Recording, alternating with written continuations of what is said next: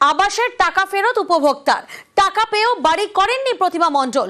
গোয়ারপুকুর 2 ব্লকের বাসিন্দা প্রতিমা।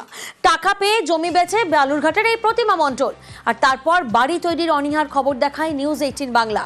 খবর দেখেই তৎপরতা পঞ্চায়েত ও প্রশাসনের। অবশেষে বাংলার বাড়ির টাকা ফেরত প্রতিমার। প্রতিনিধি চঞ্চল এই মুহূর্তে আমাদের সঙ্গে রয়েছেন, সরাসরি চঞ্চলের কাছে যাব। চঞ্চল, অবশেষে আবাসের টাকা ফেরত দিলেন উপভোক্তা।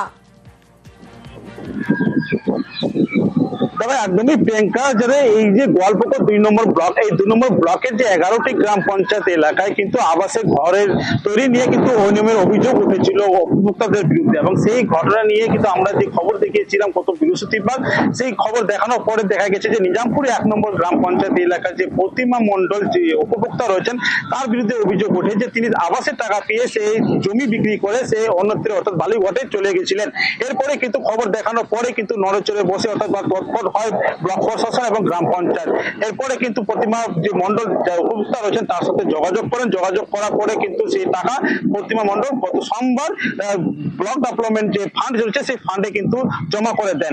ইতিমধ্যে কিন্তু আরো যে উপভোক্তারা রয়েছেন যারা ঘর তৈরি করেননি তারা কিন্তু ইতিমধ্যে ঘরের কাজ শুরু করেছেন, এমনটা কিন্তু প্রশাসনের তরফ থেকে জানানো যাচ্ছে। নিউজ 18 বাংলায় খবর দেখেই তৎপরতা পঞ্চায়েত ও প্রশাসনের। অবশেষে বাংলার বাড়ির টাকা ফেরত প্রতিমা মণ্ডলের। ও নিজামপুর 1-এর প্রতিমা মণ্ডল, উনি ফার্স্ট ইনস্টলমেন্ট পাওয়ার পর উনি তারপরে আমরা শুনতে পেরেছি যে ভিজিটে যখন যায় আমাদের স্টাফ, তখন দেখলাম যে উনি বাড়িঘর বিক্রি করে চলে গেছে। তো সঙ্গে সঙ্গে আমাদের স্টাফ এবং প্রধানের পক্ষ থেকে যোগাযোগ করা হয়। টাকা উনি নিয়ে চলে যেতে পারেন না, সরকারি টাকা বাড়ি করার জন্য দেওয়া হয়েছে। গতকাল টাকাটা আমার এখানে অ্যাকাউন্টে উনি ফেরত দিয়ে দিয়েছে।